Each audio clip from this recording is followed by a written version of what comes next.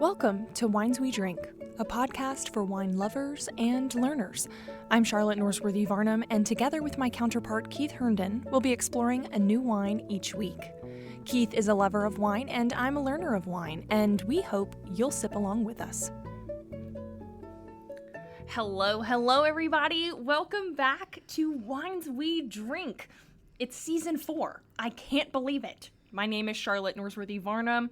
I am joined here, as always, by my amazing co-host, Keith Herndon, a certified wine sommelier. Can you believe it? 4 seasons? No, but we're back, and it's wonderful to be together again for another season of our Summer Fun Project. You know, we're recording today in my wine kitchen, which is the official home of Wines We Drink. You know, we'll be here through our July 4th week episode, and then we'll be back on location for 3 episodes at our home away from home, the Tapped Athens Wine Tasting Market. We ended season 3 last August on a really high note with that amazing Cabernet Franc from the El Enemigo in Argentina. And I'm assuming you're going to wow me and our listeners again this season. You know, the stakes are high after how many seasons we've been doing this. So we have to be set for some amazing wines this season. But before we get into those selections, where do we begin? We got to catch everybody up. Well, Charlotte, you know where I want to start with this because I still have a big head over it. Well, I'm sure most of our loyal listeners at least already know this, but we've plastered it all over social media. We're very proud of it. But since this is our first official episode back, we probably should talk about it. So say it with me. We won the Taste Awards! It just sounds so awesome. I mean, Charlotte, I often kid around with you by calling this show my ego project. Well, winning the Taste Awards in 2 categories was certainly an ego boost.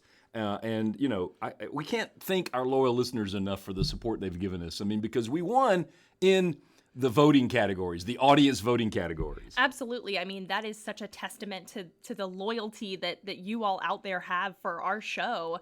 And it wasn't 1, but it was 2 audience choice categories. So in the Taste Awards, they call it viewer's choice, but we have loyal listeners here. But anyway, we won the categories for Best Food or Drink Podcast and Best Lifestyle Podcast. So it's been a couple of months since we found out that we won, but it still feels incredibly surreal.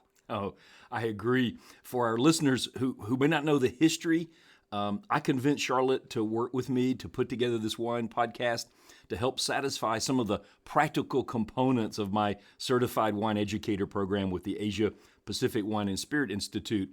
Well, we had so much fun together that first season, we just simply kept it going. And I'm not sure, honestly, how much convincing you had to do to get me on board to begin with. I mean, the pitch was, let's sit down, let's drink wine, and let's talk about it. What's not to love about that for a podcast? Are you kidding?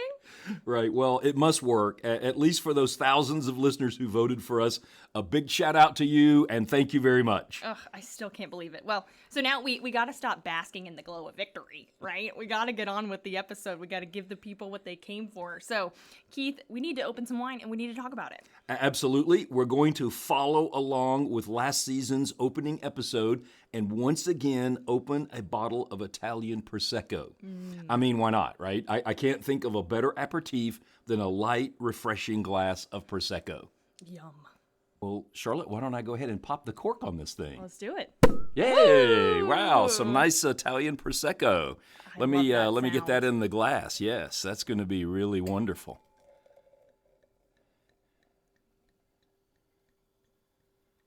Whoa, that's got a nice mousse on it. You know, some light bubbles. So fizzy and beautiful. I mean, it sparkles.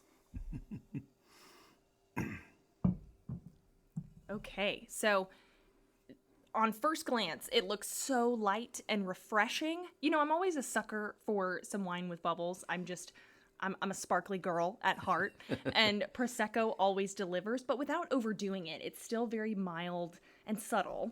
So can you get us started this season by telling us about the wine that we're going to be drinking? We already know it's Italian, but what's the story behind the bottle? When I tell the audience the name, some in our audience will immediately get the joke, okay? This Prosecco is from Josh Sellers. Oh my gosh. We're featuring the meme wine? Absolutely. Yes, we are. And for incredibly good reason. It's delicious Prosecco.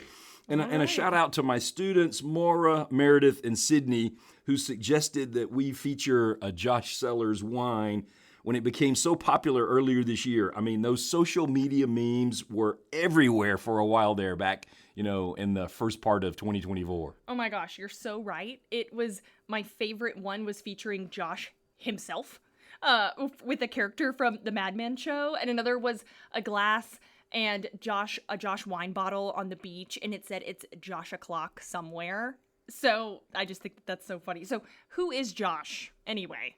Well, meme wines were meant for drinking, so why don't you have a sip of this wine, True. right? True. Let's taste it.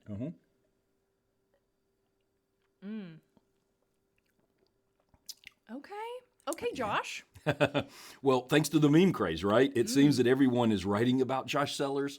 There were articles in Food and Wine, HuffPost, VinePair. I can go on and on. The bottom line is that Josh is a label made in tribute to Joseph Carr's father. Joseph launched Josh Sellers in 2007, selling about 1,200 cases. Today, it is a behemoth wine producer selling over 4 million cases each year. You don't grow that big in less than 20 years if you're selling swill. Memes or no memes, right? So I think Josh Sellers, across its vast portfolio, it includes all of the major varietals and lots of interesting blends, and it represents consistent quality at an exceptionally good price, and that's what attracts its audience, its consumers. For many, many consumers, Josh Sellers is their introduction to wine, and that's a very good thing for the industry overall, and especially when so many young adults are turning away from wine as their alcohol beverage of choice. That's a good point. People starting on their wine journeys, they need an entry-level price point label that will allow them to kind of experiment across a lot of different types of wines and styles, but it also may turn into a label that you come back to, right? Your comfort label. So what's attracted you to Josh's Prosecco then specifically? Well, I thought it would be fun to launch the season with a Josh wine, and I love Prosecco as an aperitif, so it made sense from that perspective. But also, let's be clear, Josh Sellers isn't just some marketing gimmick. They have some really good wines, and this Prosecco is really, really good. Yeah, I mean, I totally agree. While we've been talking, I've been sipping away over here, and it is so delicious and fruity. There's that mouth-watering acidity, and there's lots of different types of fruits coming through. I love its tight bubbles. I think that's my favorite part. Well, Charlotte, you could be reading directly from the tasting notes, which describes the wine this way, quote, "The vibrant effervescence provides a racy texture that is fruit-forward, lightly sweet, and refreshingly acidic." Right? For me, this has that signature citrus, some lemon lime that I like in a Prosecco, but it also presents notes of tree fruits like apple and pear. Overall, it's a quintessential Prosecco, so much so that VinePair had it listed among its 20 best Proseccos to drink. Wow. And I love this line from VinePair about this wine. Quote, "The bubbles are all up in your face and ready to party." End quote. Wow, that's great. I mean, it does have those fun bubbles. So Josh Sellers is a California wine company, and Prosecco comes from Italy. So what's the story about how this bottle came about? Well, Prosecco hails from northern Italy, and by regulation, it must be made with at least 85% Glera grapes. So Joseph Carr, years before starting Josh Sellers, spent time in Italy and even worked in a winery there. So when he decided to launch a Prosecco in his vast portfolio under the Josh Sellers label, he partnered with the Pozzi family. That's a small Italian family winemaker. Daniele Pozzi is a fourth-generation winemaker there. So even with this Prosecco, Carr has a connection to Italy. It's just another part of a good story, I think. Yeah, I mean, it makes sense to see how those different geographies are braided together.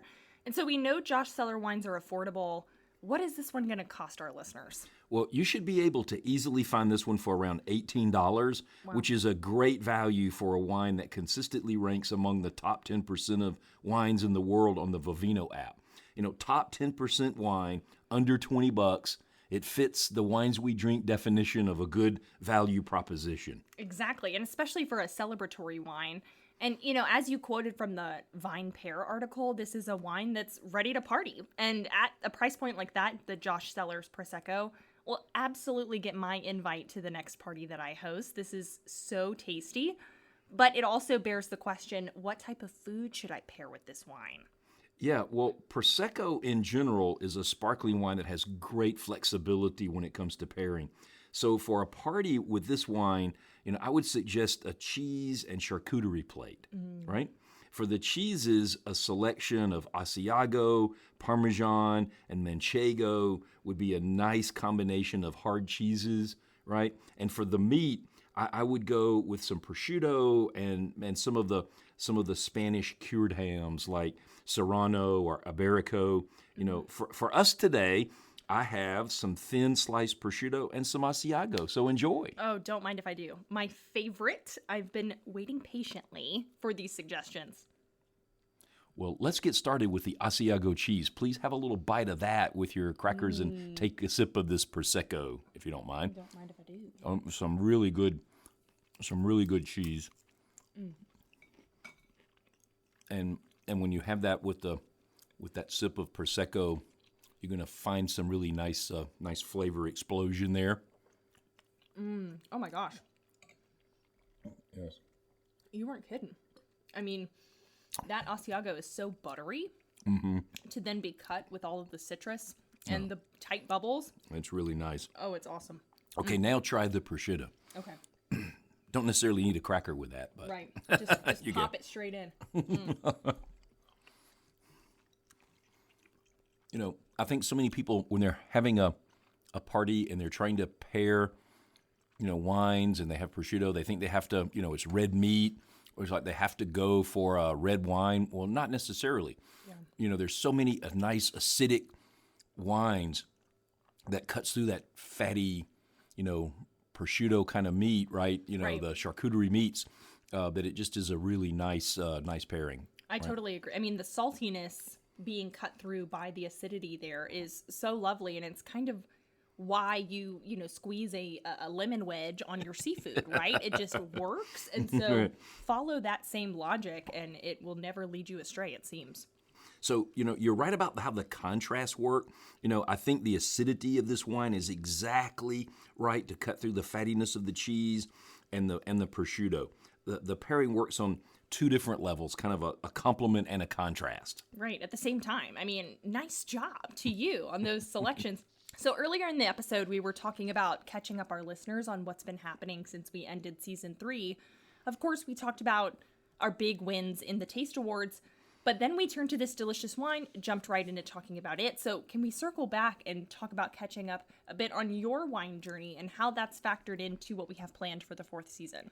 Well, once again, for me, there was a lot of wine travel, a lot of wine tastings, and yes, even more wine training. So we'll delve into that a bit more when we come back from the break. How about that, Charlotte? That's a great idea. So let's go ahead and take our short break. I'll have some more of this Asiago and Prosecco, and we'll return shortly.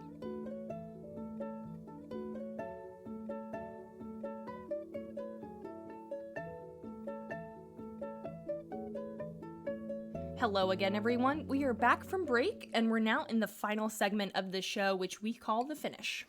Charlotte, I've explained this before, but for our new listeners, let me explain what we mean by the finish, right? Since this is our first episode of season 4, right? You're right. So just like you want a great wine to linger on the palate long after you swallow, we want the end of our episodes to linger with you long after you stop listening to us. I know that's a high bar, right? Mm-hmm. But so last season we started calling the end of our show the finish. So some weeks we'll talk about style, some weeks we'll talk about food, some weeks we'll talk about the winery or the location. But our goal will always be to give you, our listeners, a great finish to the show. So today, listeners, we want to send you off thinking about all of the great episodes that we have planned for you so that you'll keep us at the top of your podcast list this summer and beyond. And as you alluded to earlier, our episodes are directly related to my wine travels, trainings, and tastings. My wine journey is one that I call of constant discovery, and I want to share those discoveries with you and our audience. It's what makes this show special for me. I find something wonderful to drink out there, and I can't wait to talk about it with somebody. Well, and right? that's what I love about working on this show with you, I know you'll have some amazing wines to share, and I can't, fit in your suitcase on all of these travels, and neither can our listeners. And so this is a great way to be transported together. So where have you been, and what have you been studying? Well, my wife and I spent a wonderful week in New York's Finger Lakes, and we'll be drinking an exquisite Riesling we found there. We recently returned from our second visit to California's Temecula Valley. It's what I would describe as a boutique wine region about an hour north of San Diego, nestled between the Pacific Ocean and the San Jacinto Mountains. It's a wonderful microclimate that's allowing winemakers there to turn out some wonderful wines, and I'll share one that I've especially fallen in love with. I also have a couple of treasures from Sonoma travels, and I also had the wonderful opportunity to spend a gloriously sunny day working in the harvest at a British Columbia winery. And we'll be talking about that region and drinking a red blend from British Columbia. And several of our episodes will be based on wines I've discovered through Todd Hurt, the proprietor of Tapped Athens Wine and Tasting Market. Todd and his wife Angela are specialists at finding niche value wines for their customers, and we'll share some of those with you this season. Finally, I spent a few weeks immersed in a course on wines from the country of Georgia. I'm fascinated with some of the native varietals there, and I'll share with you my favorite wine from Georgia based on my studies. Traveling there is on my bucket list.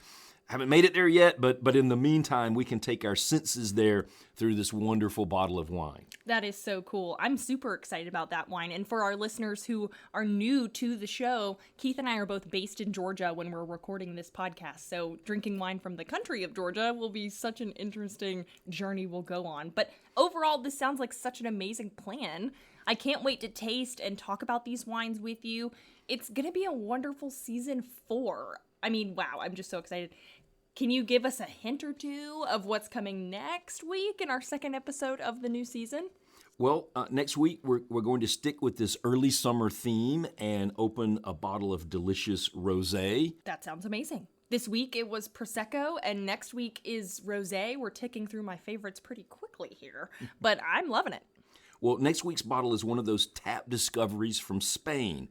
As I say all the time, I'm thrilled to have formed this great relationship with Todd and Angela, and for them to allow me to be a guest sommelier there is an amazing opportunity.